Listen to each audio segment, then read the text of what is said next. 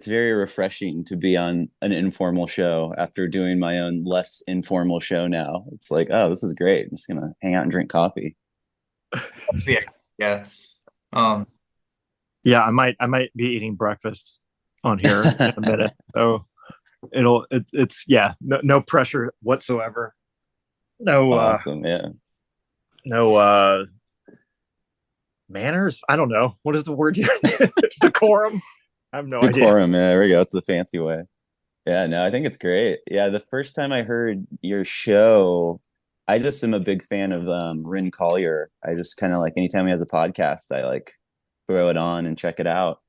And he'd been doing less shows for a while, and then I saw one pop up in a search, and it was you guys. And I was like, I don't know what this is. It's like a movie show.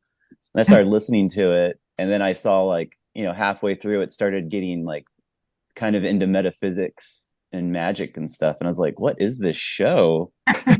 And then I kind of realized that was the theme, like, oh, it's like casually talking about a movie but kind of from a metaphysical magical lens without making that too stated. And I was like, oh, that's cool, I like it. Yeah, interesting approach, I dig it. so that's just for the record books. That's one person who for sure gets it. Yeah, it's a niche for sure. Know that there've been a lot of people who have discovered our show thinking it's just film reviews, and then Uh-huh. half an episode and that's it. Yeah, like what's happening? And I realized at some point that we had it classified as film reviews as the main category, and I was like, Yeah. now I got to put spirituality up there. Yeah. I mean, that's what's cool about it though. It's like it's so unusual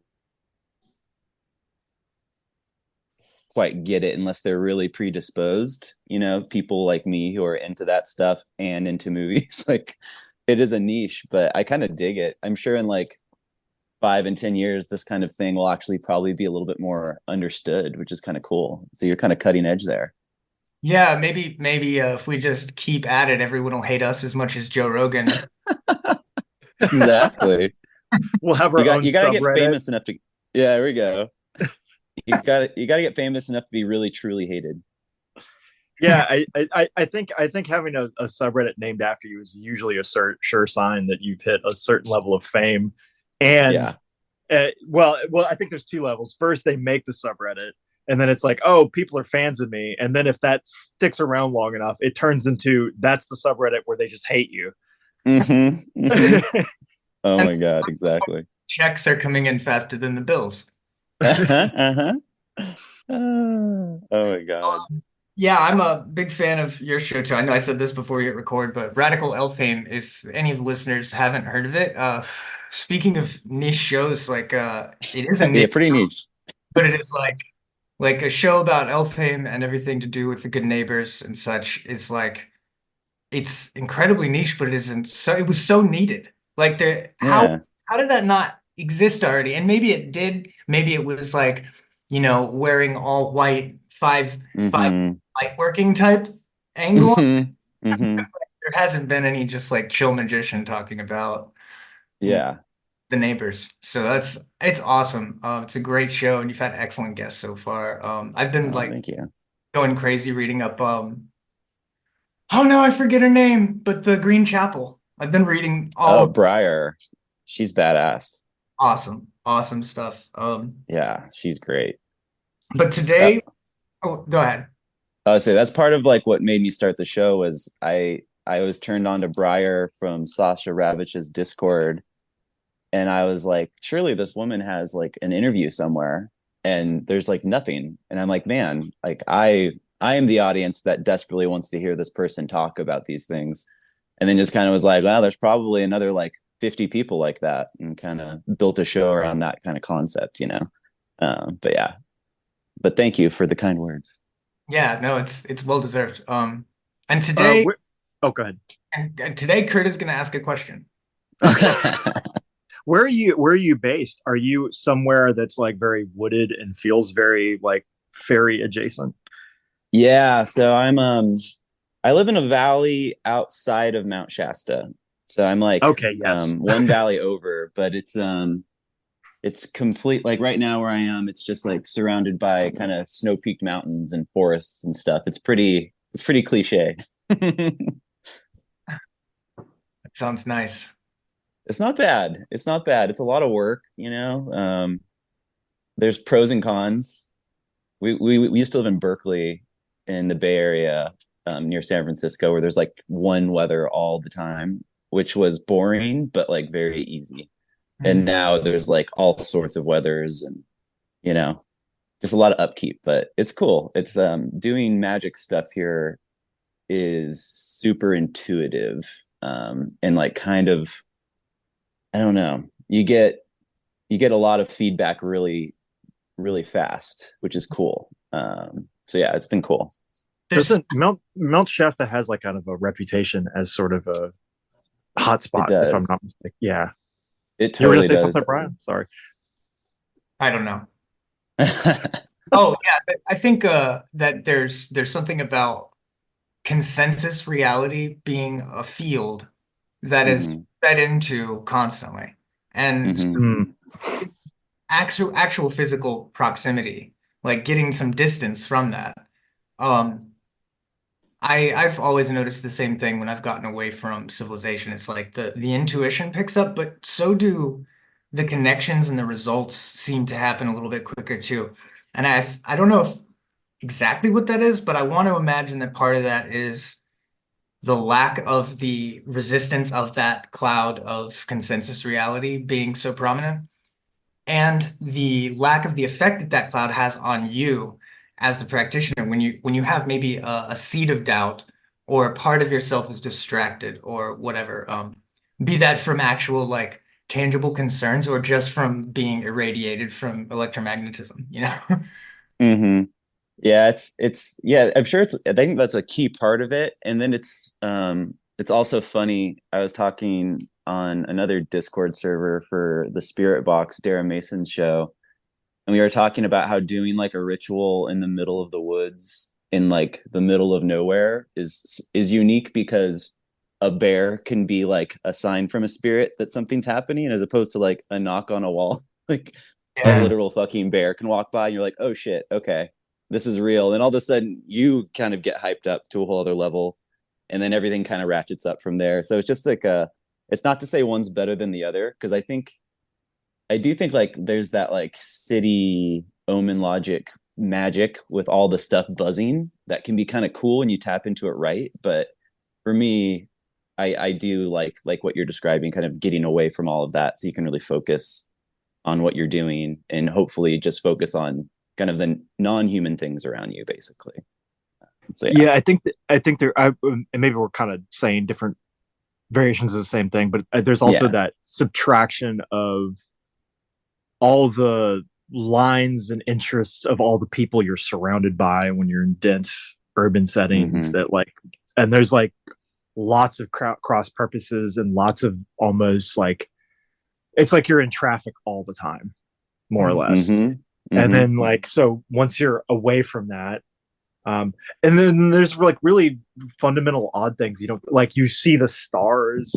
It's Hmm. dark in a way that is not like if you've lived in a city and you the first time you're actually out in the countryside and you see how dark it actually gets, that in itself is a little that's a little unnerving when you first encounter it. But yeah, and then also how it's loud in a different way. Hmm. Like you hear the animal noises, the insects, the birds, like all the different things that are happening at night. Uh, yeah. Yeah, like just like the frogs. Like right now it's spring, so all the frogs are kind of going off in this little Mm. like ditch behind our house. And yeah, when you go outside at night, it's like it is so loud and it's like beautiful because it's just this like very like interesting natural sound. But like yeah, to have the sound of frogs croaking seem like a cacophony is unusual. You know. Yeah. Well, and it's in the seasons too. You're more aware of Hmm. like those frogs may only be there for like a certain amount of time out of the year. It's not going to be a full Hmm. time. It's funny because I think there's actually they started croaking in the back of my backyard now too, and we're oddly still in the middle of the city, but Yeah. there's enough little pockets to where they'll that they still survive. The other crazy thing is like when I was I'm in Atlanta, and like we've had a Mm, coyote pair come and through our yard and like set up yeah. a dwelling like behind our house, which is like Whoa, wow. we're in the middle of the city, but Huh, apparently this is very common. wow. Like I feel like it's an honor to be chosen by coyotes in the middle of the city like that. That's pretty cool. It is very weird. Yeah, Nothing I'd that's ever wild. experienced growing up here. When the Yeah. when the tricksters choose like your house to roost in. Hmm. It's probably a double-edged sword. I'd rather them be close. Yeah, me too. I love it. Yeah, Um, like an example of weird animal logic. There was this like one day where I was looking for an omen of some sort, based on something I had done. And in like that day, I saw three coyotes kind of like run right past me, which maybe sounds normal, but where we are, they really only come out at night to hunt. Like you don't see them hardly at all. So that was kind of interesting. I was like, oh, odd. And then that night, in an area where we've never had owls, three owls were just surrounding my house and hooting super intensely. And I tried to find them and I couldn't see them. And then since then, there's been like no owls. It's very strange. Mm. So I love that kind of stuff being out here. Like that kind of weird animal omen logic can happen in an interesting way. yeah, it gets more interesting when there are like non-human living beings that are part of the Hmm. matrix that through which the omens arise. Uh, Yeah. I mean, I've been getting a lot more of that stuff here than I expected because there's a lot less biodiversity in Denmark. We're very far north. Uh, Mm-hmm. when the birds leave, like for the winter, they're gone for 6 months basically. Like Mm. it's wild. So it gets to the point where you can hear like a creek at night, and that's a cacophony. Just one Mm-hmm. little branch that's like Mm. quarter mile away or something, and you're like, what was that? Nothing else is happening. Everything's still for miles. The lights are all up Wow. in this village by like 10 p.m. Like everyone's Yeah. and it's like the sun's still up. What are you doing? That's wild. That's interesting. Yeah. I've never been that far north. I've been to like parts of Britain and stuff, but it seems like its own type of magic up there, which is really cool. It's wild. It's really wild. I mean, it's wild, but it's also Europe, so it's like there really isn't much wild. Um, Hmm. Yeah, it seems wild to an American, I think, because it's all foreign, you know. I'm sure. Yeah, it is weird how like they deforested everything throughout Europe and such and kind of replanted forests, but they still seem kind of magical from an outside perspective. But yeah. yeah, Denmark's like painfully normal on the surface, but if you scratch, it's all very like weird. But Hmm. How David Lynch of them. yeah, Yeah. not enough dream sequences. We need more dream sequences. There you go. But yeah, today we're talking about Room 237, which is the documentary exploring 9 different people's takes on The Shining. And as is the standard for the show, the guest chooses the movie, at least on their first time on the show. And yeah, Chad has picked Room 237. And I had forgotten just how fucking fun this was. Like, I love how I feel like everybody's thesis starts off really strong, and by the end they're all just meandering conspiracy, which is Yeah, great. they get more confident as they go. You could tell like they find out a couple of good things, and then they're like, and you're like, oh man, you just like drank your own Kool-Aid so hardcore. But I kind of love that. Yeah, yeah, and I don't know. Uh, I don't really know where to start with this, but it's interesting to me that our 20th and 21st century cultures get a true piece of cinematic art so seldom that when we get one, this is like, Yeah, we'll talk about it forever. yeah, yeah. Adults will spend the rest of their adult lives pulling at the Hmm. threads of this one piece of art, because probably a lot of it has to do with it simply didn't offer them an explanation. It didn't offer them a Hmm. cut and dry answer, and it embeds there's meaning embedded that doesn't offer context. Hmm. And that's always going to demand people rise up and like create that context for it. It, Yeah. the other aspect is there's almost a uh I think Stanley Kubrick's like looked at as almost this person of inhuman capacity when it comes to filmmaking. Like Hmm. and you know, his reputation of being so obsessive, I think also makes people search for things that may not like there could be things that are actually a mistake in there, Hmm. but but the assumption is like, oh well, he's like filmmaking god, he doesn't make mistakes, or like even taking minor things with like the guy that was obsessed about the like what is it, the peace coffee grounds or whatever the hell that stuff is, or biscuit The powder, Calumet grounds, yeah, calumet, with that's the it, with the native guy on it, yeah. on it. Yeah. So he was like making, I remember he was making some comment about how like in the back of one of them they're like disorganized of how they're not, and I'm like, maybe he just wanted that to look more natural and not like it's Hmm. like a grocery shelf. I mean, that could have been the decision, or it was just left the way it was. Yeah. But it, In fact, yeah. that does seem like something that like a stagehand would have caught. Like someone who works Yeah. on Hmm. not going to put everything like a grocery store. Yeah. No. And the fact that there was pictures of him specifically arranging them, and that they show up in two scenes of negotiations, and Hmm.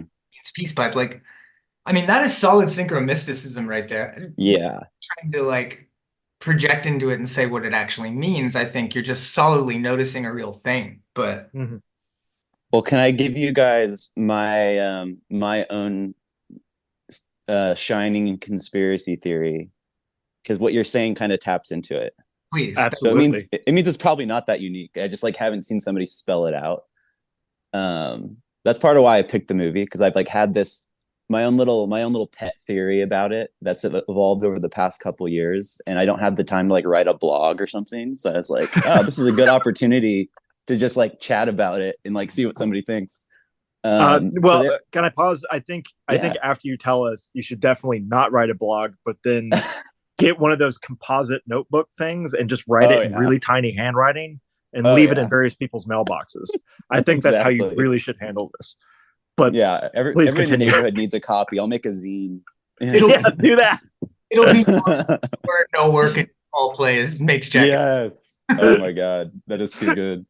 So yeah, so when I first saw the movie, I've always liked Stanley Kubrick. I was like a film geek as a kid, and like that box set came out after he died when I was like at a very formative age. So I kind of got into watching all those movies, in my like tween years, early teen years, and like loved it. So when 237 came out, I I enjoyed it, and it was very exciting because I was kind of on the same page as a lot of the people who were giving their opinions, which is that, like you just said, Stanley Kubrick is a mastermind who's meticulously designed every single moment you're seeing, and like you are kind of being manipulated by a master, and it's up to us to figure out what his secret message is, which is super like fun. Like I love that premise. Um, but it's funny because then as years have gone on, and I've just heard some interesting anecdotes about Kubrick and listened to interviews with him.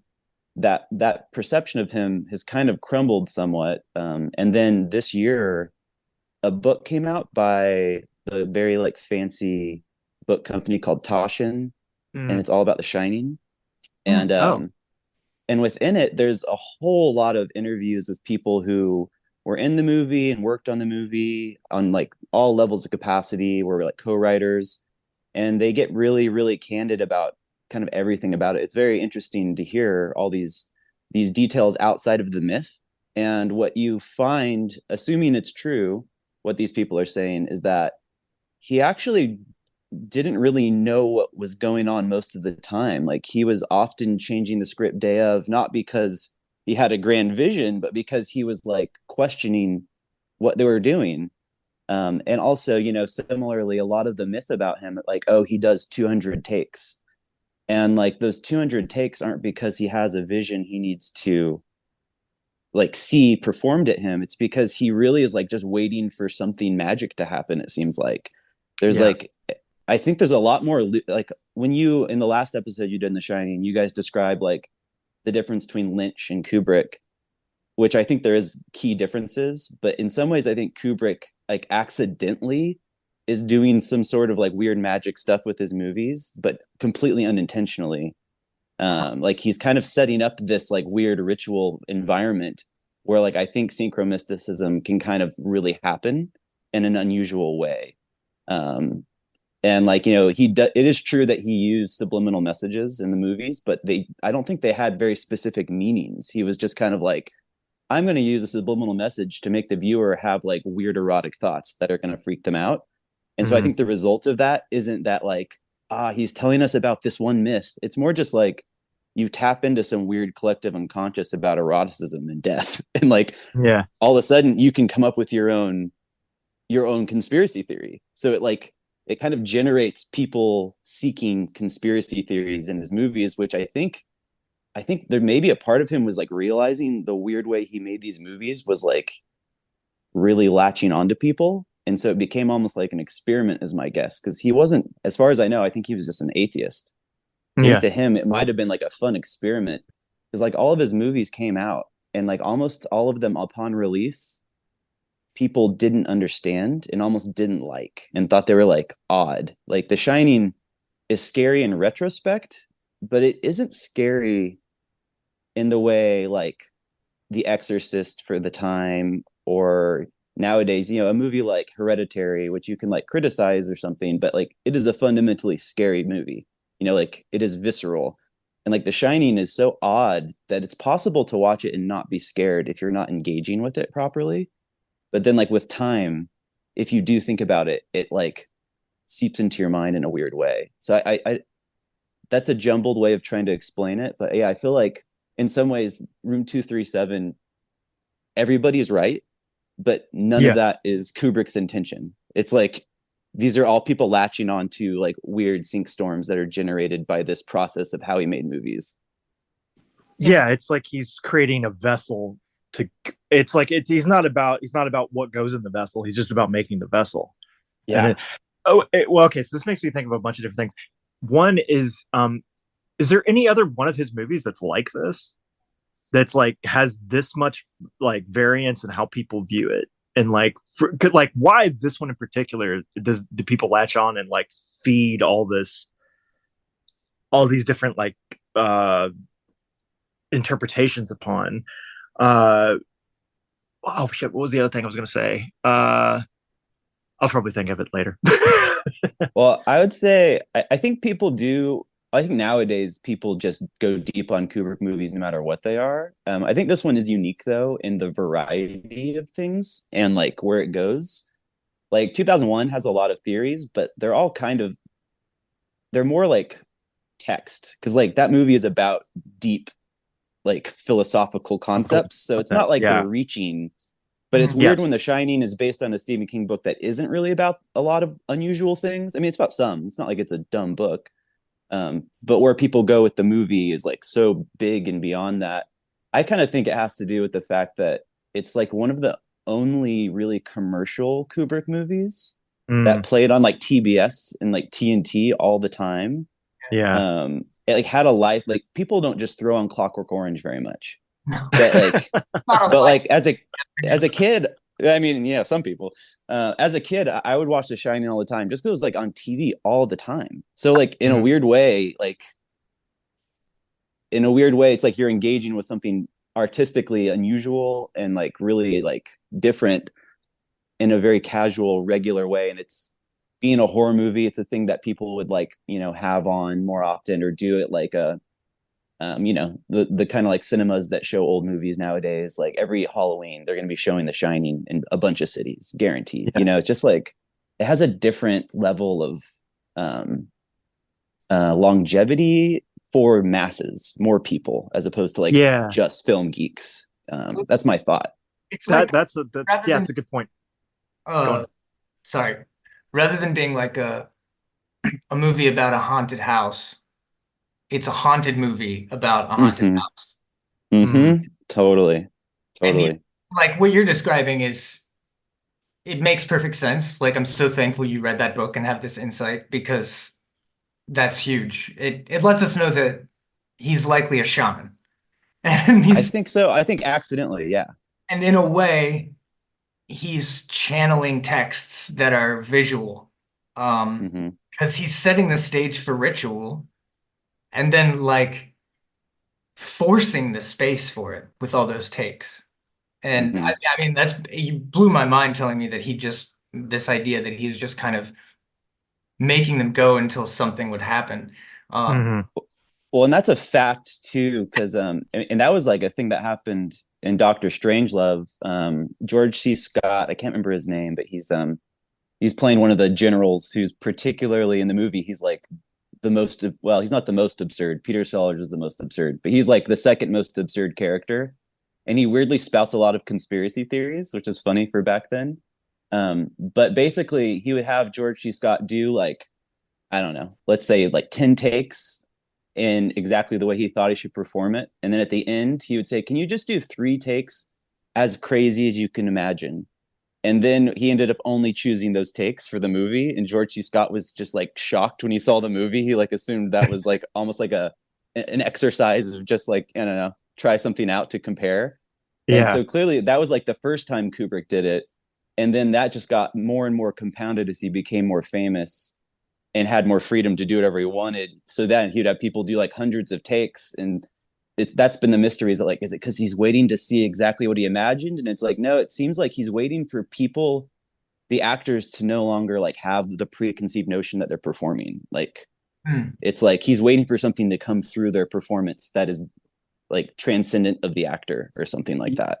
Yeah, Um, it's a discovery process versus a like mm-hmm. I have a blueprint of what needs to happen. This Yeah. And yeah, no, that totally tracks with me. And it's also funny what you're saying about like the millions of takes because like in the concept art world, um, when people are just like, we need a monster, and they have no fucking idea. They're just like, it needs to be this, and it'll be like 2 words. You just generate hundreds of things, and eventually, like out of that, like they'll usually smash something together out of all those Mm, little pieces. So it's a very yeah. similar process to that. It's the same creative process. Like you're that's about being in dialogue with the thing that you're doing versus like I'm dictating, you know, straight from my brain onto the page or onto the film. It also reminds me of I was talking to someone once who was like they had worked as a storyboard artist for a long time and for Pixar, but then they had started doing actual short films, like live action short films.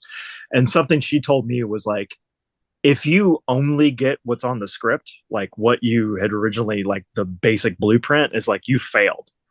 Like you're Mm-hmm. trying to get those like weird mistakes, those weird things of like people suddenly like, oh, what if I do it this way? Like you want Mm-hmm.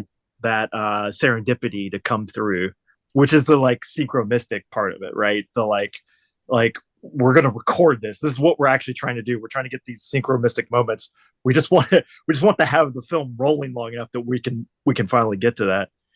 So that tracks. Oh, the other thing I forgot I was gonna say is that like what you're talking about, like because I remember when we watched The Shining for the show, I was like, yeah, this isn't very scary.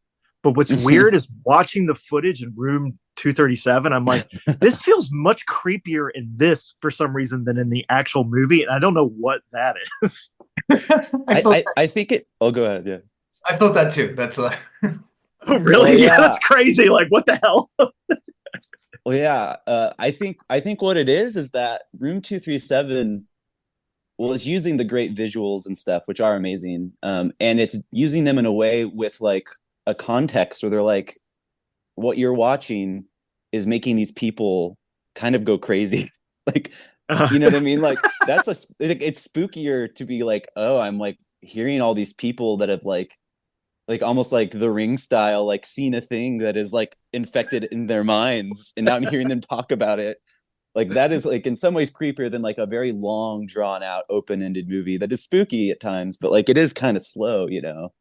But yeah, what you were just saying there about the script and stuff. Have you read much Chuck Klosterman?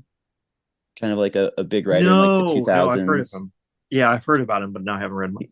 He's really fun. I like him. But he wrote an essay. He used to write for like Spin magazine back in the day, and he wrote an essay. He's also kind of like a very like he's probably like very Kubrickian, and he seems pretty like atheist, but humorous. And he wrote an essay about Radiohead, and he had this theory that was kind of like proto Room 237, where he found out that Tom York was having like major writer's block when he was writing Kid A, the kind of their like big, I don't know, shift towards techno type music. And so instead of writing lyrics, he used like the Burroughs cut up method, where he just wrote words together, put them in a hat, and would pull them out. And so his lyrics were just random. And Chuck Klosterman seemed to sincerely like take this seriously, but he said that he thinks that Kid A weirdly predicted September 11th, the 9/11 Twin Towers falling, and he kind of describes how like the trajectory of the album describes the morning and then the day and the towers falling. Like, and when you hear him Whoa. describe it, it's like pretty intense, and you're like, wow, that checks out. I mean, it's not explicit, but it's pretty weird. And so it's interesting that I think back then at least, and I think probably now Tom York's, I think he's like a vaguely spiritual yoga guy, but I don't think he's really like a magician or anything. And Chuck Klosterman also is like a pretty like humorous atheistic writer, and they're like describing this very spiritual, weird, synchromistic thing that happened because of utilizing art unconsciously. And to Mm, me, that's kind of what's happening in The Shining. Like Kubrick's letting people like try to get to a weird place in their performances. He's kind of like changing things constantly. He has a great vision, but he's not quite sure what to do with it. And he kind of just, it comes together in a weird way. And that makes people like stare really hard at it. And so you end up with this like, things can maybe seep through, it's kind of weird. yeah. Well, when you're simulating synchronicity and you're like you're embedding meaning without intended context, it's like the mind will catch that shit, and the people that pinpoint exactly what it is that's like scratching at the like scratching the wall a little bit, those are the people you see in the documentary who like Mm-hmm. point details and then it draws them in deeper. But I think like in essence, what we're feeling there is this like, and this might be the reason that it keeps persisting. Like you said, like it's got this timeless, obsessive sort of people love to project on it. This quality is like, I think it's like scratching at the wall of initiation. Mm. Mm-hmm. There's like a little bleed through. Oddly enough, bleeding walls is the analogy I chose. Um, and so there's part of the human spirit that desires to break through that wall, Mm-hmm. and there's part of it that wants to hide from it. And so the people that want to hide from it they're just like, yeah, The Shining is a scary movie, obviously, and they don't break down in their minds like, but it's not like other horror movies, so why is it scary? But the people that go Mm-hmm. deeper, they end up like in these fucking rabbit holes because yeah, it's wild. Um, I also wanted to say I disagree. I think that Tom York writes all of his lyrics by putting a dictionary of popular English phrases in a blender. I wouldn't be shocked. Oh man. Yeah, I was gonna say something. Damn it, I lost it. Yeah, somebody else say something. I'm gonna recommend that people actually watch this documentary how I did, which is really late at night, so you fall asleep multiple times, have to rewind it, wake up at 4 in the morning, finish it, and then go back 50 minutes earlier to watch the middle part that you missed. So I'm I don't know if I even quite I don't even think I have a concrete version of this film in my head. It's just Mhm. like a bunch of pieces, which feels like apropos to what what it actually is. Like Yeah. these varying takes on things. Yeah, the one person in the documentary whose takes I agree with the most are well, it's not true. it's not that I agree with them the most. It's that I think this person, if I were to tell them my whole theory, would be like, yeah, that's exactly what I think. They just never said it.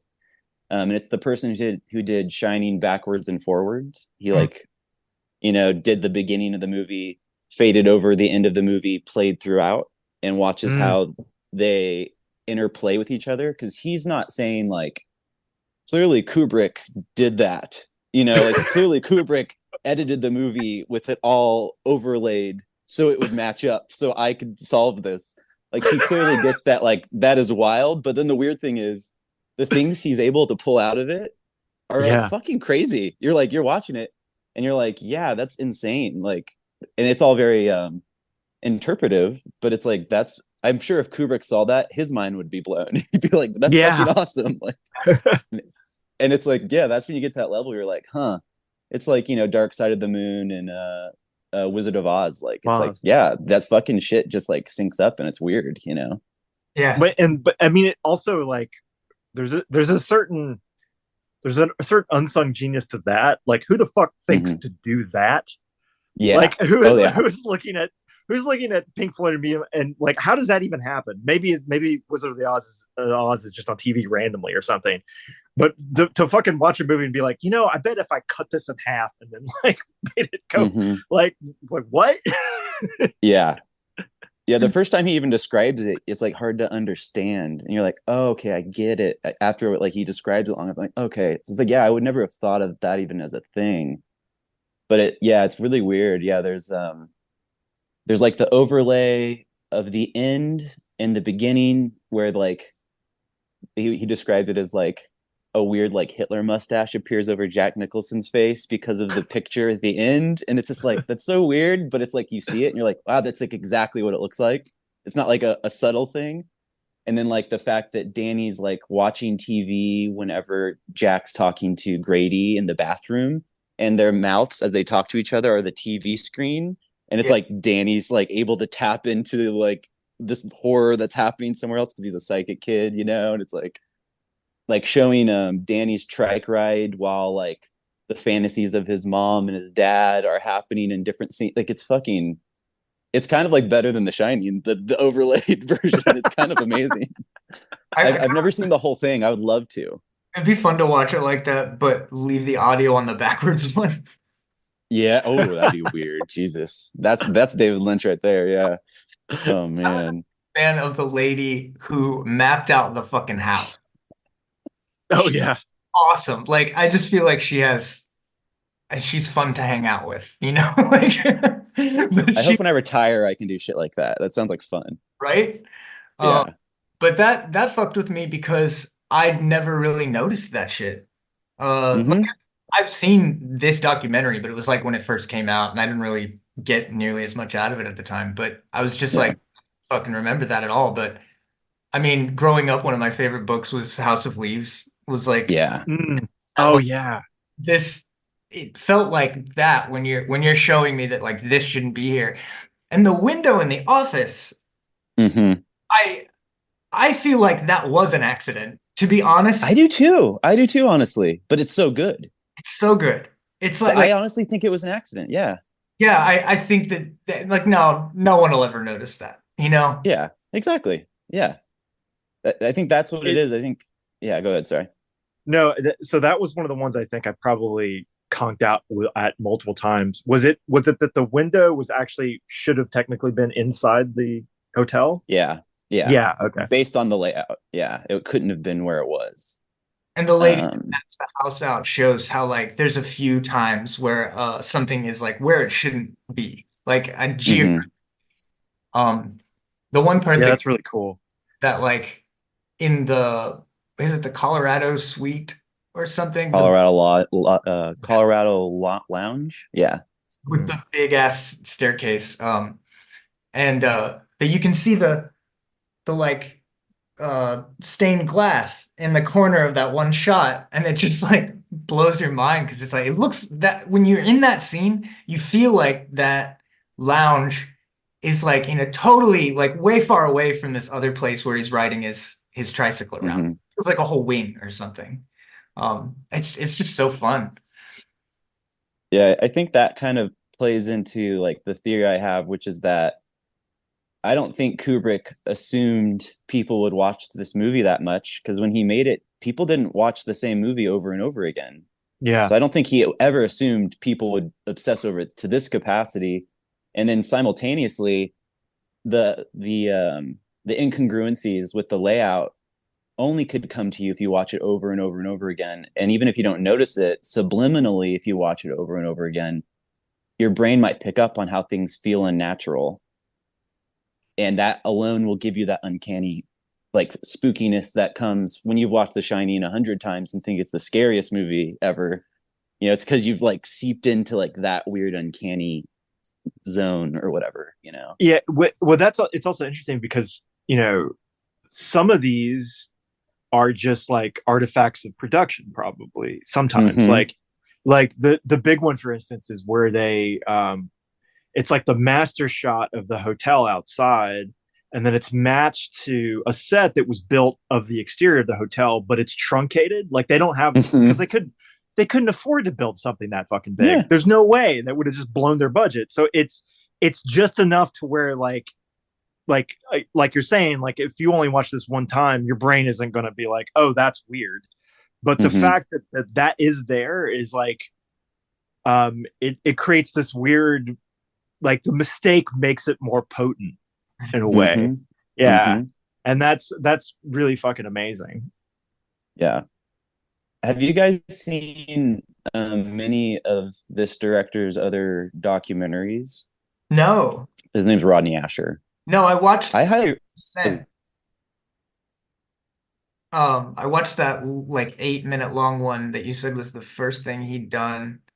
Um, Sorry, you're frozen, so I'm just gonna keep talking. Um, on the S from Hell, still frozen. Is that the thing people used to like draw on their trapper keepers? Is it that thing? No, that's the cool S. Okay. There's an S from hell. Okay.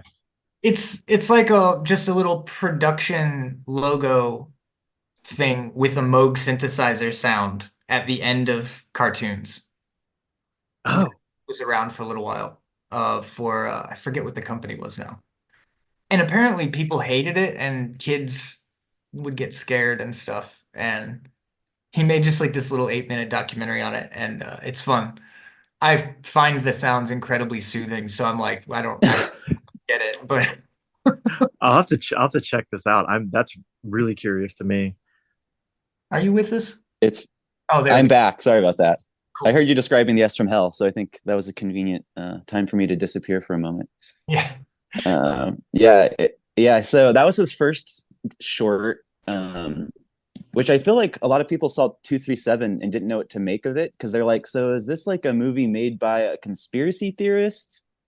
Um, and that's like what this is. So a lot of people kind of came to it trying to like judge it, I think, and like make fun of the people in it, you know. But if you see the S from Hell before it, you realize that this filmmaker is actually just interested in how like media can not make people be foolish or like conspiratorial, but just like how it can seep into certain people's brains in like unusual ways. Like, you know, it's like that kinder trauma website, you know, like things that were made for kids, but because of like technology, they were creepy and things like that. Yeah. Yeah, so I don't know. I'm a big fan of his. And then since then, so he did S from Hell, Room 237. Then he did that movie, The Nightmare, that was all about sleep paralysis. I haven't even heard of this. I'm writing it down though. Really? You should definitely see it. It's really good. It's interesting because it's the same kind of approach. All of his movies have a very similar tone. It's like he never gives his he never comments kind of on what he thinks about anything that's happening. He just lets the people he's talking to and interviewing give their take on it. But yeah, The Nightmare, it's like probably 5 different people who experience sleep paralysis describing it, and then like how they learned about it. And they, you know, it goes through like all the creepy elements of sleep paralysis, like how people see the same things. And it kind of then leads into a little bit more like shamanistic magical stuff without him spelling that out, and kind of like just like nature of reality shit, just pretty wild. And then the most recent movie was The Glitch in the Matrix, which is all about simulation theory, Oh shit. and people going into that. And that, I may have seen that one, but it was like something my wife was watching in the background. She's been on like a simulation theory deep dive for a it's a while. good movie. It's a great movie. And yeah, that's the thing. Like as a whole, if you've seen all of his movies and you hear him like in interviews, they're like incredible. I think if you don't know what you're getting into, they're harder to understand. Or you're kind of like, what's this? Why did they make this movie? But yeah, as a whole, it's like, oh, this guy is really interesting, and he seems like a really just like nice, chill dude. But he's been on a couple kind of like synchro mysticism podcasts where they interview him about these movies, and he's clearly like he keeps his opinions reserved. He doesn't really like jump into getting too kooky with his like how he talks about these things, but it's clear he's like into it. So I kind of appreciate knowing that he's coming from a place of like he really finds this like other layer of like metatextual observation, like something worth getting into, which I appreciate. It strikes me as like I think what you're describing, I think everyone who's magically operant would get it immediately. You know what I mean? Yeah, yeah. It's almost heartbreaking that, and I do believe this is what it is, that we're in the West so conditioned by advertising, like Mm-hmm. that it's like, okay, well, where's the cat? What's the point you're trying to make? What's the thesis? What is it you're trying to put in my head? And we're all so Mm-hmm. on guard that a lot of people can't even believe that someone would take the time and effort to do something without some kind of ulterior motive involved. Uh, Yeah. Yeah, it's it's like that combined with needing to boost our egos by like seeing through something mhm. that kind of like atheistic, like this is I'm smarter than this, like that's how people have to take things in is like justifying that they're better than it or something. Yeah, Yeah. yeah, or and making yourself feel clever because you figured it out. Mm-hmm. Exactly. There can be But almost yeah. addiction to being propagandized at, because I think Mm-hmm. that's like a part of being conspiracy theorist. It's like people are so driven to want to be able to turn around and be like, I told you I was right. Like it's Mm-hmm. driven Mm-hmm. so much by this like need to guess correctly or something. Does that just amount to gambling? I don't know. Is that like the same? Yeah, it's the same yeah, the same concept. Yeah, it's funny because the whole thing that made me like come up with this weird like Stanley Kubrick's a shaman. I like the way you succinctly described it. The Stanley Kubrick is a shaman theory. What made me come up with that was listening to a podcast where they talk about this new book that came out, and their whole take is like, see, Room 237 is stupid because clearly Stanley Kubrick, wasn't masterminding all this stuff. And I'm like, you guys are fucking idiots. Like, yeah, sure, maybe he wasn't trying to tell us that he faked the moon landing, but there is weird shit happening that's totally worth exploring. Like, and you're just shitting on the fact that these people are trying to think deeply. It's like, fuck you. Well, they're literally trying to throw away data from the equation. Like Yep, totally. people, the audience, and their responses and the way that it's impacted their lives is all part of the thing we're talking about. So like they have Mm-hmm. to just disregard those changes that film caused in those people's lives to in order to maintain their thesis. It's not very Yeah, great logic. no, totally. And it's funny too, because it's like those types of people like to say, like, I don't know, they like to go like, oh, it's absurd to think that Stanley Kubrick would even have any sort of conspiratorial perspectives. But then if you've seen Eyes Wide Shut, Yeah. he's at least curious. Like, I'm not saying he's trying to, I'm not saying he was the original QAnon guy or anything like that, but like he clearly is like interested in rich people engaging in weird shit, and like what does that mean? It's definitely like on his mind, you know what I mean? Like, Well, I think so QAnon too. QAnon Yeah. exists so that everyone will think people that believe that the rich engage Yeah. activities are stupid and crazy and not. Exactly. Yeah. But yeah, I mean, I don't know the details of it, but I've heard more than a few times that he died before Eyes Wide Shut hit the theaters, and the final cut had a lot of stuff removed from it. And looking at what it's about and where we're standing right now with Hollywood and the shit that's coming out about, like, 3 years ago, if you were like, Britney Spears has always been a sex slave, and Puff Daddy and Usher and all this stuff, like, no, you're crazy, you're a loon. Well, now it's in Hmm. court. Like, Yeah. if somebody calls you crazy for a theory you have, just give it a minute. Just Yeah, give exactly. it a minute. Yeah, because the thing about Eyes Wide Shut, I mean, there's all sorts of things, and you can, yeah, like what you just described too, just like rich people and their sexual proclivities being kind of weird, whatever. But like the text of it too is that his daughter, I can't remember which one it is. It's Vivian, or he had two daughters. It's the one who actually like was really involved in like shooting behind the scenes of The Shining and stuff. It was clear they had like a really close relationship for a time, and then in the '90s, she got super sucked into Scientology Oh, to the degree where she like was most likely, because of the people around her in Scientology, like wouldn't let her see her family.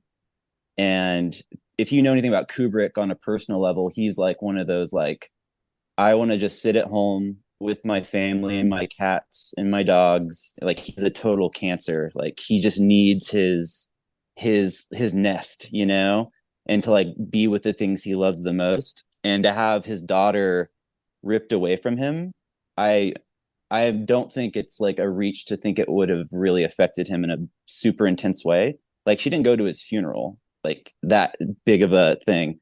So then right. it's pretty interesting that from that time period, he starts making this movie that's like weird and crazy about like cults. And he casts Tom Cruise, who's the most famous Scientologist.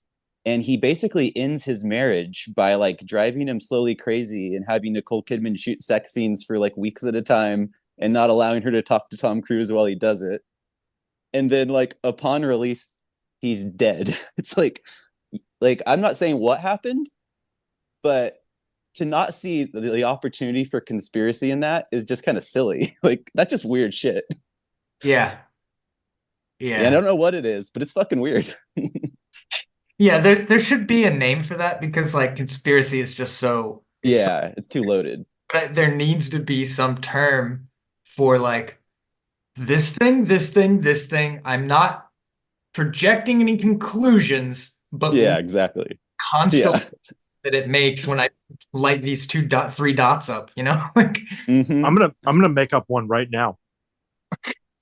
I think Do it. I think I think Kubrick's daughter was pulled into Scientology because Tom Cruise wanted to work with Stanley Kubrick and he wouldn't fucking work with him. So he's like, I'm gonna take your Oh. daughter and I'll give her back as soon as I'm in one of your movies. Yeah, it, there you go. it was like it Have was a like a conspiracy game with of that. chess. And then that was his checkmate, was like him breaking up their marriage. And then Cruise's checkmate was, actually, we're gonna kill you now. Sorry.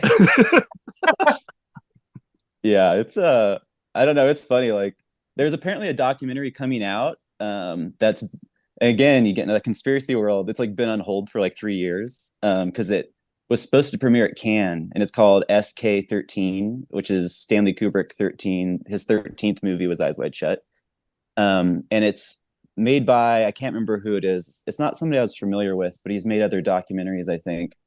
And he went to see Eyes Wide Shut on opening weekend. And it's pretty famous for Kubrick movies, including The Shining. So like opening weekend, there'll be scenes in the movie that are gone later. And like in The Shining example, that was Kubrick deciding to cut it out. Clearly, he was like still alive. In The Shining or in the Eyes Wide Shut example, he was already dead. So somebody else was making weird executive decisions about cutting things out of the movie. And so this guy, this filmmaker, ever since then, that's like kind of like been a weird thing in the back of his mind. So he decided to make a documentary about like what happened to Eyes Wide Shut after Stanley's death, like with the edits and stuff. So he made this documentary. I haven't seen it. I don't know if it's been like screened anywhere, but it was supposed to premiere at Cannes, I think 2 years ago or something. and they pulled it because they gave Tom Cruise like a lifetime achievement award, and they didn't want to have. I mean, who knows? Maybe Tom Cruise said like, "Don't show this movie," or maybe it was just like more like, it'd be weird to like have that while we give this guy like a lifetime achievement award. Like it's bad. Like it's just weird optics or something. But I'm very excited to see that movie because I'm curious if there's any juicy details or if it's more just like odd. Like I don't know what this guy's take is. So Yeah. it's interesting. Yeah, there's often the danger with like we were saying with the being programmed to expect like Mm-hmm. messages. I think it's like the abuse turns into the abuser kind of thing with that. Like you end up Yeah. so yeah, I hope this other filmmaker did it much like Room 237, where there's Yeah. not really like a proclaimed answer or something. Um, Yeah. I assume so. It seems pretty. I mean, the fact that it was going to be at Cannes means it couldn't be like too fun. It couldn't be too crazy. They wouldn't do that. yeah, That'd be premiering like in somebody's basement otherwise. Which there are many YouTube eyes wide shut deep dives I'm you sure. can find. Yeah. Get on Some Rumble, are interesting. Some are like, can get on Rumble and look for that shit. Then you find some. yeah, exactly. It's linked to vaccine Yeah, all of a sudden. exactly. He foresaw it. Yeah, exactly. Yeah, yeah. Well, No, it's I like know that's the other. Oh, go ahead. oh no, I was gonna say that I know No, there's you. a whole weird missing part with Harvey Keitel and Eyes Oh Wide Shut. yeah, Yeah, I love that's the stories about that are funny too. Have you heard the conspiracy or not the conspiracy? Have you heard the rumor about that? I don't even like he know. was actually masturbating on camera Yeah. or something. Well, I have a feeling it's completely false. Like it just reeks of like early 2000s internet bullshit. You know what I mean? Because there's no like evidence of any of this. But yeah, like Keitel got replaced by Sidney Pollack, who plays like the doctor that Tom Cruise like works under or something. He's kind of like his mentor. He's like the really rich guy. And Keitel was supposed to play him originally, and then either quit. I think supposedly he quit and just like left the movie, so they replaced him. Um, it seems like why he quit is because he was annoyed with Kubrick doing so many takes. Like he was the kind of Mm. actor who's like, I don't want to get broken down to find something deeper. Like I'm fucking Harvey Keitel. I just do my Yeah. thing. But the rumor was that like he was like in a scene masturbating and like came on Nicole Kidman. It was like the weirdest, dumbest, like totally like a 13-year-old wrote this on like a message board in like 2000, and it's like you can still hear it. You know what I mean? It's so funny. But yeah, I don't know why I know that, but I do. I'm very interested in why some rumors stick around while other rumors die. It's true. Always When they're intrigued. really weird, they kind of like are hard to forget, I think. Yeah, maybe that's just their entertainment value alone. Yeah, exactly. I kind of Yeah. I kind of feel like the one person in this that I agreed with the most was the moon guy because Really? That's like so funny. I don't think that the footage we have is real at all. I think I'm fine with that. Yeah.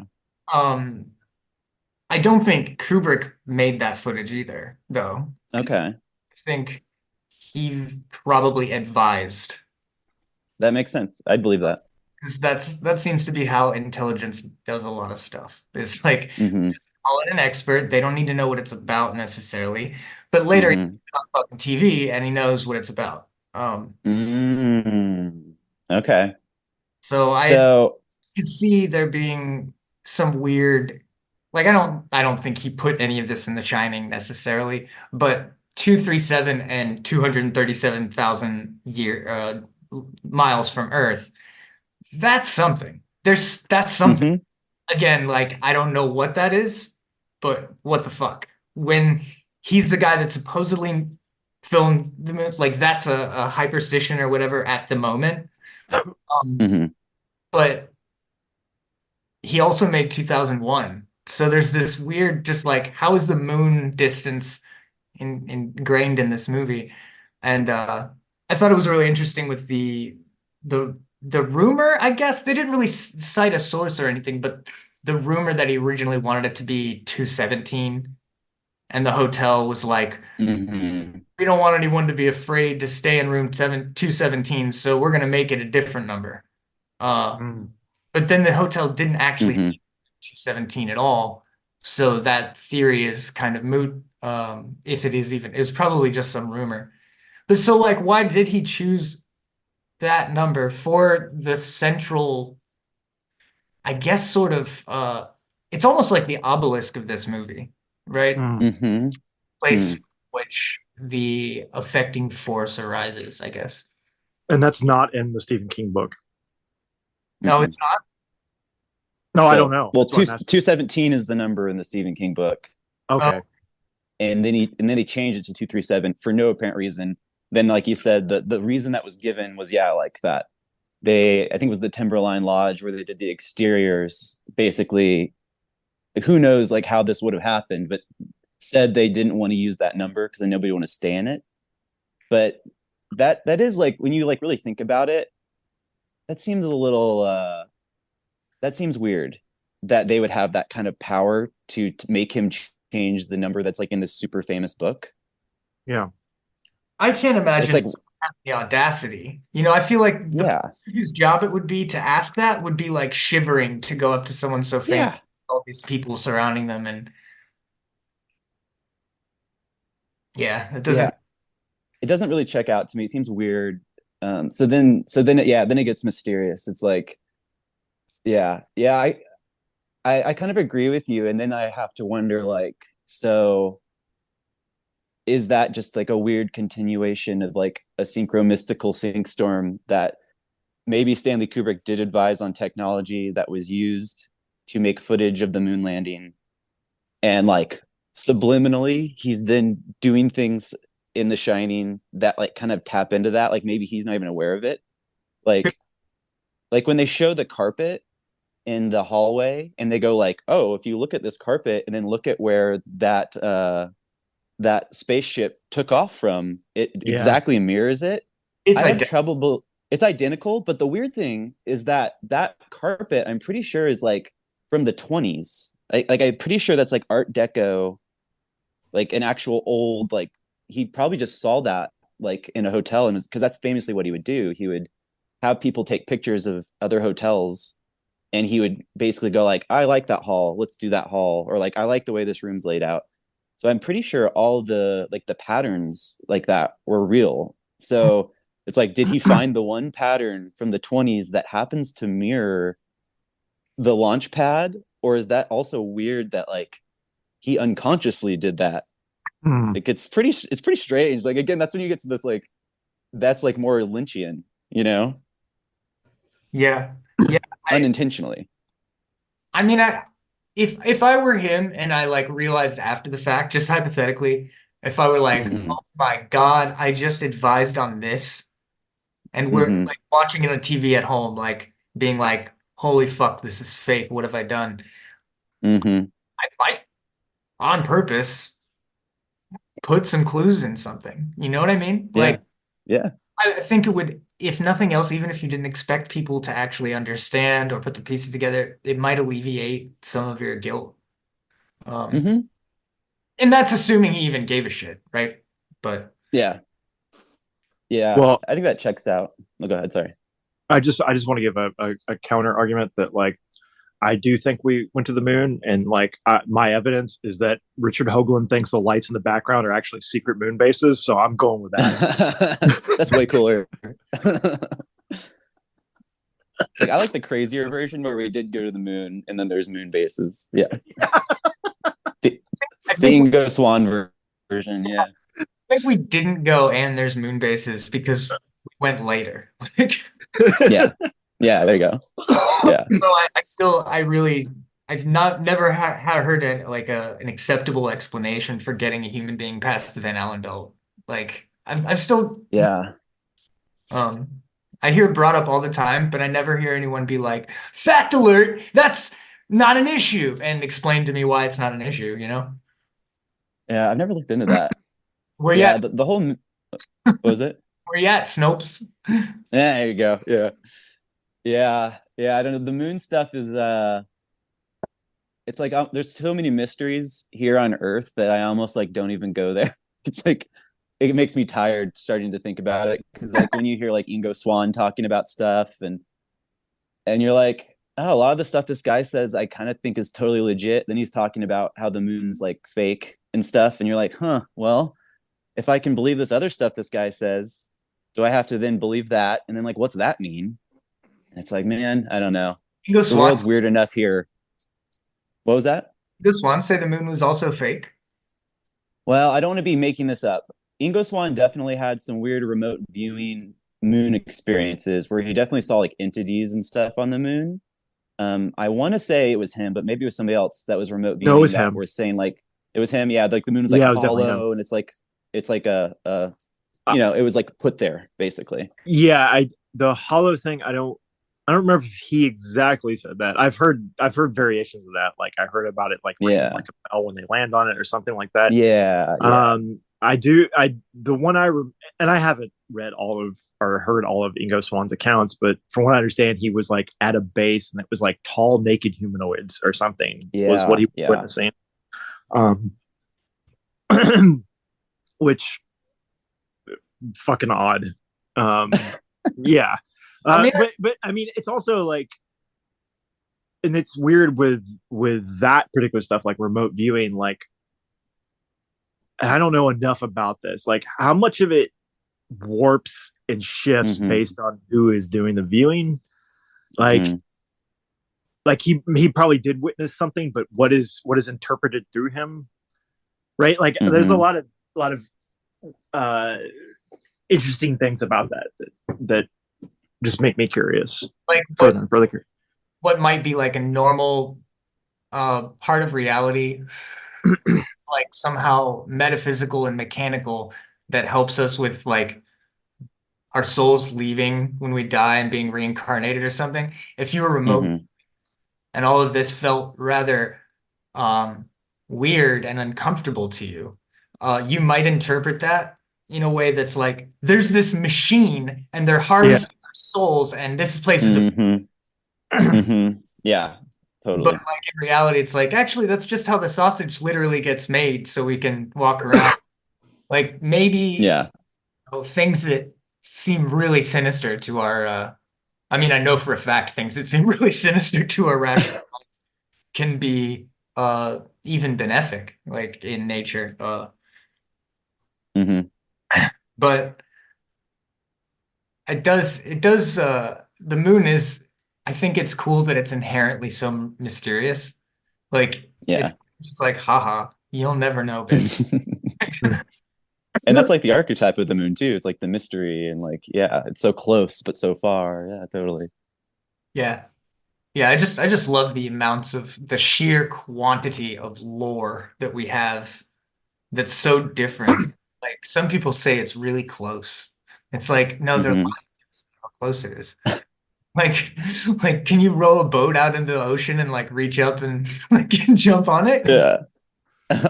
I forget what that was, some book about like some surrealist book that I read when I was younger about like rowing your boat out when the moon is low and reaching up and grabbing chunks of it because it's made of cheese. Ah. that's like the Oh Baron yeah, I know what you're Munchausen talking version about. of. Mm-hmm. Mm-hmm. Yeah, I think the only theory in the room 237 that's like almost boringly true is just the genocide of the Native Americans whole thing. Because that's just like that's almost like reading a book report from like junior high about like a Hemingway novel or something. It's like, yeah, these are just clear themes that aren't really mysterious. Yeah, Does that make sense to you guys? I agree completely. Yeah, It's again, I think it's someone feeling the wall of initiation being scratched and then like frantically, well, I feel there's something in here. And then like Hmm. the one thing that they can know, Yeah. they have to kind of pour that energy into. But I love that theme because it just adds to the tension and that trope of like well, it's obviously haunted because it's built on this Native American burial ground. And there's this cool Yeah. part about that, like the lady pointed out about that kind of campy scene before, like right before she's running down the red hallway. Oh yeah, with the like Scooby Mm-hmm. Doo cobweb blue. Yeah, Yeah, Mm-hmm. Which is so weird. it's like related in some way where like there's this camp that's put forth Mm-hmm. as like a foil. Uh, Mm-hmm. but it also does create real tension because like all these fucking suburban white people watching this in theaters for the first time were like, my house might be on one of those. Like, Yeah. Yeah. It's funny too, because I've heard people talk about the trope of like that the house was built on an ancient, Native American burial ground thing as being like offensive. And I've just like I can't fathom that. I'm like, no, that's like we should want people to be afraid of what they're doing and yeah, like weird modernity putting like houses blindly on top of burial. Like, what do you mean like that's offensive? Like it's just so strange. It's like because they're saying like it's turning like Native American tropes into things that are scary. But I'm like, well, I mean, if I were a Native American that had been colonized, I would totally want to haunt the people that colonized me into the future until like they get their comeuppance. Like that seems to me to be very like that seems good to me. I mean, yeah, I wish that didn't happen, but like in lieu of what, that not being able to be changed. I'm just wondering what kind of like whitey mall shopper wants Native Americans to be thought of as only positive and happy and like, Yeah, exactly. yeah. No, like them not being scary. Like I think that's disempowering in its own way. Like Yeah, yeah, like that's fucking ridiculous. yeah. like the people living on the burial grounds need a couple curses so they actually believe Hmm. like, they need things to happen. Yeah. I think that was just like a really potent thing in the 70s into the 80s.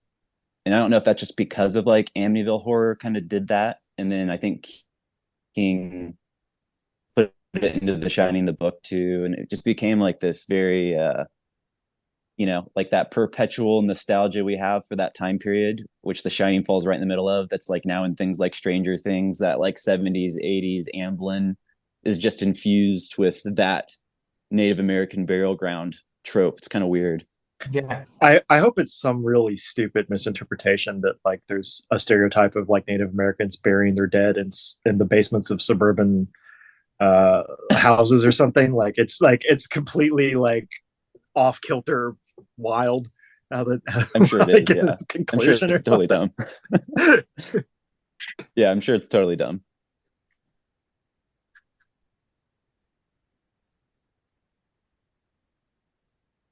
Hmm. Yeah. When the silences come, I'm like, I always got Yeah. to go, I'm not editing this in my head.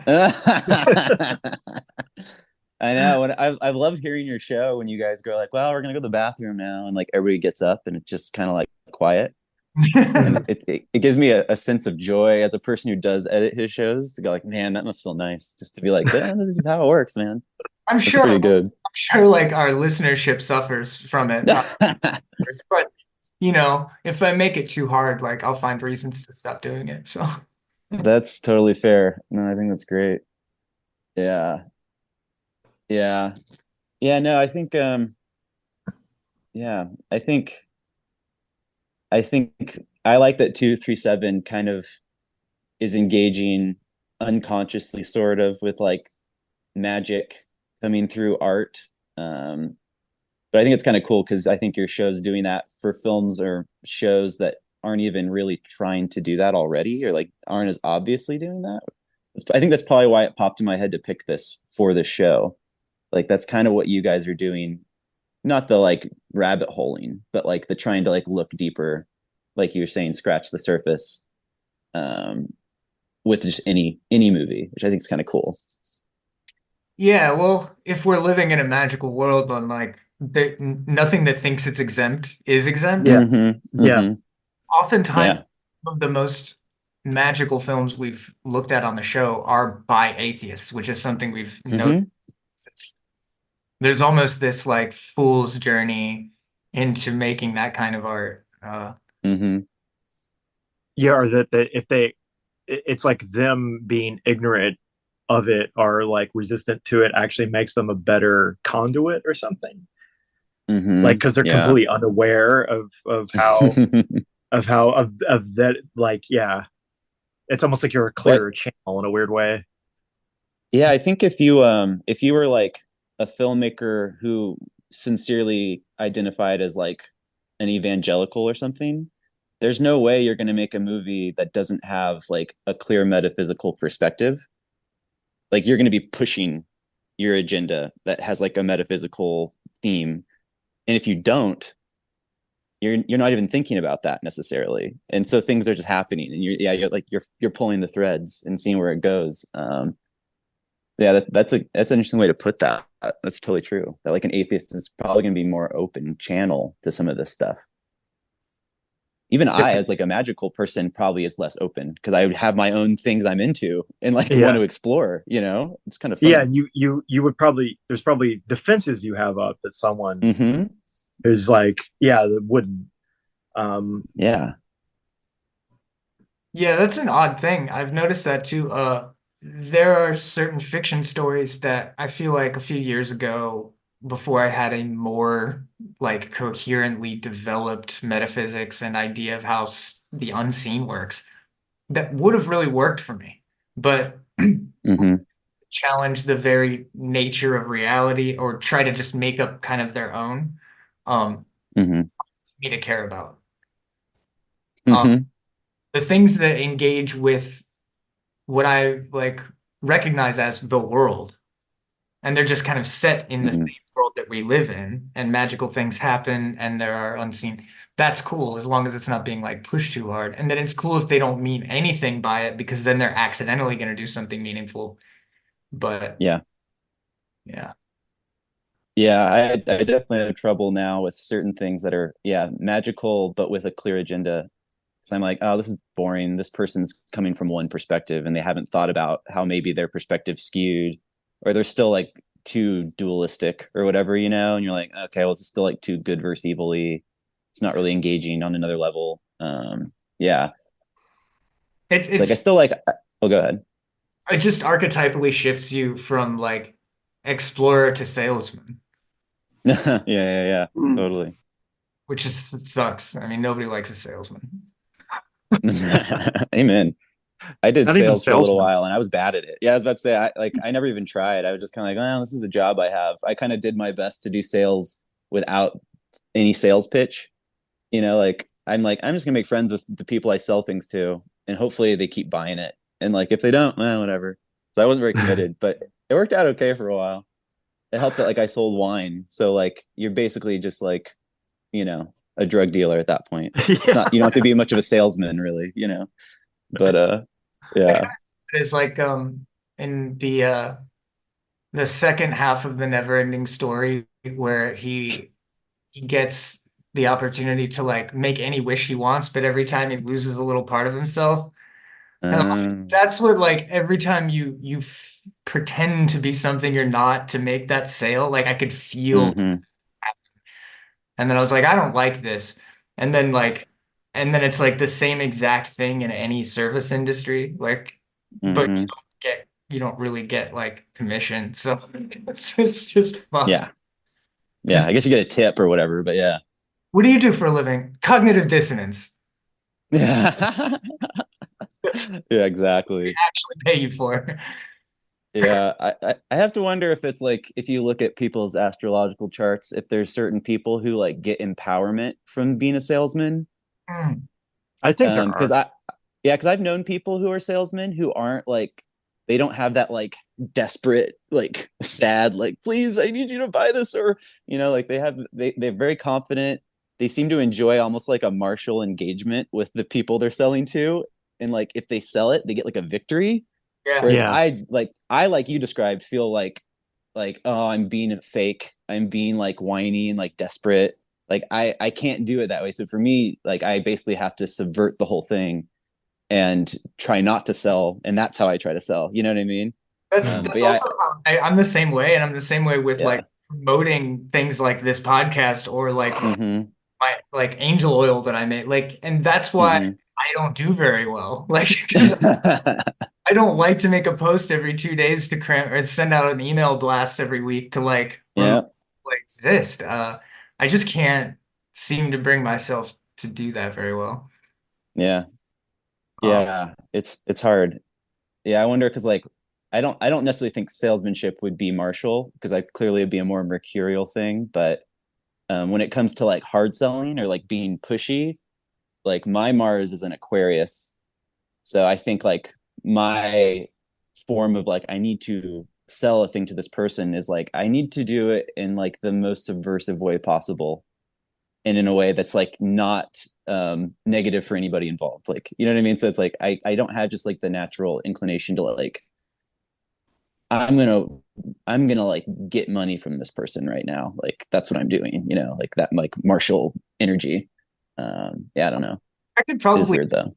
I didn't have a history of being a drug addict where like I was engaging Yeah, that kind of like trying to get things out of people and being dishonest in like really bad ways, you know? So like yeah, no part of myself that's willing to dip a toe back in that pond ever again.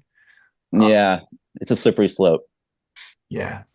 I mean, there's probably a positive version of being a salesman, Yeah. but the track that we're talking about is definitely like I could see being very successful if I was like selling into an area where I hated everyone that lived there, like all the humans that I ever interacted with. I was like, I fucking despise these people, so I could just see them as Hmm. a resource.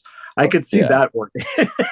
yeah, but then you would hate your life, so that's the problem. Yeah, Yeah, you'd be I would better but it would I would suck. need to be able to like step into a helicopter that then drops me off where I actually Hmm. enjoy myself, like away from those people. Yeah. Oh, that Interesting. makes sense. Like a product rep at Davos or something. Yeah. Oh man, that's crazy. Yeah, I feel like that would maybe be what a lot of people who are bartenders that don't drink anymore experience. Maybe. I don't know. It's Huh. like the vibe to them can't be that fun anymore. I mean, maybe some of them just love socializing with people even when they're drunk, but it seems to me like that wouldn't be fun if you couldn't do a thing that you used to do to like make it more fun. I don't Yeah. know. Yeah. They're also But you I also see the opportunity there for being like feeling like you're the master of these fools mm, who are still addicted. hmm. They still need this. Yeah. I'm their dealer. I've got it all. Like they gotta come to me. I remember everything these fucking drunk idiots did last night. Like there's something Hmm. sitting high on your chair. It, Yeah. it's probably fun to be like in charge of a bunch of people that are like not paying close attention to anything. You probably feel like you can kind of skate by without trying too hard, which that's kind of nice as opposed to like a job where you're being like very monitored and like your performance is very monitored and like you know you're trying to like reach some sort of quality in your performance, like to just be like these are a bunch of fucking idiots, I just pour them this thing and they give me a tip, it's great, whatever. I can Yes. kind of see that. Somebody freaks out on you as a bartender and they get thrown out. Someone freaks out at your restaurant and Hmm. you're fired. Yeah, that's a good point. Yeah, that's interesting. So this makes me wonder what it's like to be a Davos bartender. There Public parties or the private ones? you go. Probably both. I don't know. Actually, is there a difference at that level? I don't know. Honestly, who knows? I just imagine their party staff is like one-time use and they just kill them all at the end. Yeah, they're probably like lab grown humans, so there's no legal, you know, ramifications for anything that happens. They just melt into jelly at the end of the weekends or whatever. Yeah, they have like the prestige device where they keep like sending another person in at the like through it at the end. They come back the other side as a new version. They're Yeah, all Britney Spears. Yeah. yeah, exactly. Oh man. Hmm. Yeah, yeah. Well, I gotta go in about 10 minutes. Is that cool with y'all? Yeah, Oh yeah, that's really good. I was thinking the same thing. I was like, I definitely don't have anything else intelligent to say. Like it's just Yeah. evolving. I really recommend you guys watch if you haven't seen it. It seems like you hadn't. But The Nightmare is really fun. And then if you haven't seen Glitch in the Matrix, they're really cool. And then they make this movie seem better not that I think it's bad, but since they're not just movies about kind of internet people going down rabbit holes, and they're more like people who've had experiences, or like Glitch in the Matrix is a lot of, they actually do have a lot of like real, like Eric Davis is really involved, like really interesting Mhm. thinkers and stuff. Um, so yeah, I don't know. I highly recommend checking those out. They're really fun. I Is definitely the first one the night? Is that about the sleep paralysis? Yeah, yeah. Have you seen that? Okay. No, I haven't, but I know about it. Oh, cool. I've heard about those documentaries. Weren't Yeah, all of them on Netflix at one point? Or am I they were at wrong? one point. I don't know if they still are. I don't know how that works. You know, I'm sure they get like a deal for a year and then it changes. But they were for a while. He didn't make them for Netflix. I think that was just like a deal he had. Um, I but found yeah. mine for free on I've watched it for free on a sketchy site, and Oh, okay. and if you the listener donate to the show, I will go and pay Amazon so this guy gets a few bucks. There you go. There you go. Gotta donate to the show. I'm not pulling out of pocket for that shit. You guys are getting Okay, all right. Hey Brian, I think we found your sales tactic. There you Is like go. is like you should buy this so I can donate to an orphanage. But since you're not buying this, those kids are just they'll never find a home, it's and you're a actually piece of shit. orphanage is just the name of my LLC. Like You're like, you're skimming off the top of a charity, sort of like you're like taking like middleman commission to then give the rest to charity. Yeah. What an amazing scam is like you create a company called Poor African Children, and that's You're like, I make sure the money gets where it needs to go, and I take a salary, but I mean, like, somebody's got to do it, right? It's a nonprofit. well, I I mean just make sure it runs. if you just do it like all the other nonprofits, you'll give, somewhere Yeah, between 1% and 10% to charity. exactly, exactly. Oh Lord. Before, Yeah. Oh, go ahead. go ahead. You No, had, I wasn't gonna do anything that interesting. I was just gonna carry on with that conversation. What were you gonna say? I was just gonna see, I actually don't know if you have any other services or anything else you want to promote or talk about. Yeah. No, not really. I do, I'm into kind of like folk magic and kind of traditional witchcraft stuff, but at this point, part of why I started the podcast is because I'm not really in a position to really like promote anything that I've done yet. You know what I mean? I'm more still like in the phase of wanting to just talk to other people and continue to like formulate my own practice through that sort of. So maybe someday I would be into like, offering something, but I'm not there now. So yeah, I guess in the short term, the Radical Elphame podcast is kind of just like, that's my magical thing that I'm putting out there. And just for me, an opportunity to kind of like get more community um Mhm. into these types of things.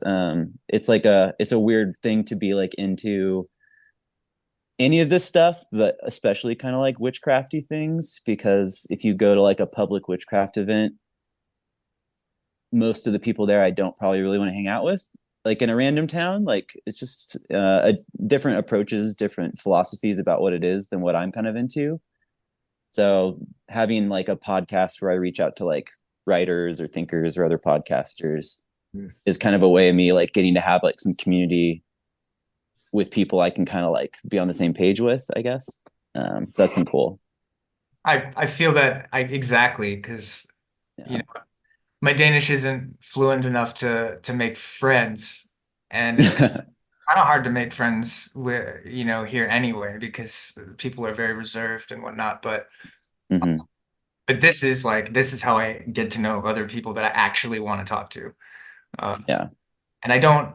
I sometimes I think like, oh, I'm really alone because I'm here, and it's like you would be this alone anywhere you went. Like Yeah. you would just be like, you'd be fucking lucky to find one person who had Hmm. similar beliefs who you actually liked anywhere. Hmm. Uh, Totally. but I guess that being said, it has been really great to talk to you and get to know you a little bit. Oh, Yeah, you guys too. It's yeah, been for sure. great. I'll have to have you guys on the show too sometime. We'll have to think of like your theme, because it is a little bit more interviewy, but I'd love to have you guys on and we could chat about the podcast too. Just like the like I described that like secret Trojan horsing in metaphysics into a movie podcast concept. It's kind of a cool thing, anyways. Yeah, Yeah, it is. I have some deep lore about the name of the podcast I'd go into for a while too. Oh, okay. I like that. I dig it. Okay, cool. But Uh, yeah, uh, I would really look forward to that, and happy to have you Okay, back cool. on anytime. Oh, hell yeah, anytime. 100%. Like I said, this is like I've only done like 6 episodes of my show, but every time I do, I like write out notes, and I'm like, I've usually not talked to these people before, so it's not like I have a rapport, and we're not just shooting the shit. Like it's like I have to have read something they've done. You know what I mean? Like so, it's kind of intense. It's like rewarding, but it's like work. So for today, I was like, oh, I watched this movie I've seen 20 times, and I'm gonna chat about it with some coffee. Like it was very relaxing and refreshing. So yeah, anytime if like somebody ever drops out, you just call me up and be like, "You have time tomorrow?" And I'll be like, "Yeah, sure." Hell, Because I love hanging out and chatting about movies and stuff. So that's great. hell yeah. And yeah, Nice. Awesome. very cool. Well, thank you so much, and I imagine we'll be in touch. Hell yeah, totally. Yeah, I'll hit you guys up soon. All right. Thanks again, Chet. Yeah, see you guys later.